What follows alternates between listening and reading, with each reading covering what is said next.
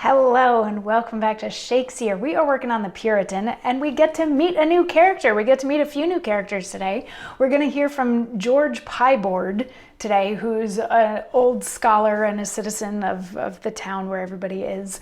And he comes in at the top of Act 1, Scene 2, talking to the rather appropriately named Peter Skirmish, who is an old soldier. Now, they all live in the same town where Lady Plus and her whole family live. And remember, her husband died. She doesn't want to get remarried. Her brother-in-law wants to marry her off. One of her daughters is like, I'll never get married. The other one's like, I want to get married. And her son Edmund gave us a hint that maybe the dead husband was not as much on the up and up as everybody thought he was. But Edmund also doesn't necessarily plan on being a super great guy as he moves forward. So anyway, Act 1, Scene 2, we're just in a street and we've got George Pye-board and Peter Skirmish just sort of there together, and George kicks off the scene by saying, "What's to be done now, old lad of war? Thou that wert wont to be as hot as a turnspit, as nimble as a fencer, and as lowsy as a schoolmaster, now thou art put to silence like a sectary. War sits now like a justice of peace and does nothing. Where be your muskets, calivers, and hot shots? In Long Lane, at pawn.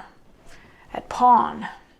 Now keys are our only guns, key guns, and bawds the gunners. Who are your sentinels in peace, and stand ready charged to give warning with hems, hums, and pocky coughs?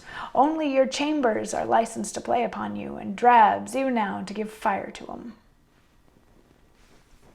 So this is just a little tidbit of sort of a, I miss the good old days when we were at war, kind of beginning to a conversation.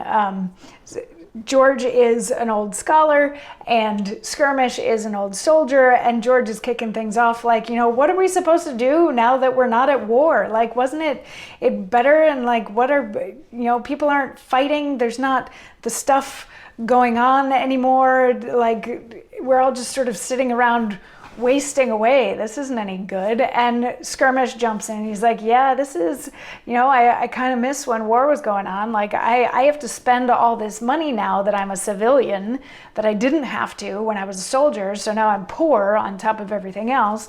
And they eventually get around to like, life was almost better when war was happening, which is a rather bold statement. But for the two of them, from their perspective, things were more interesting. There was more going on. There was more happening, and they felt a little more useful. But now they're just sort of, they feel like they're being sloughed off by society. And Pye-board starts to tell a story. He's like, I used to be a teacher, and I was celebrated at the university, and people would come to all my lectures, and I was respected. But then I was fired for stealing some cheese from the university. And Skirmish is like, really? And Pye-board is going to tell more stories of his glory days in tomorrow's monologue. So I'll see you then for that. Mwah.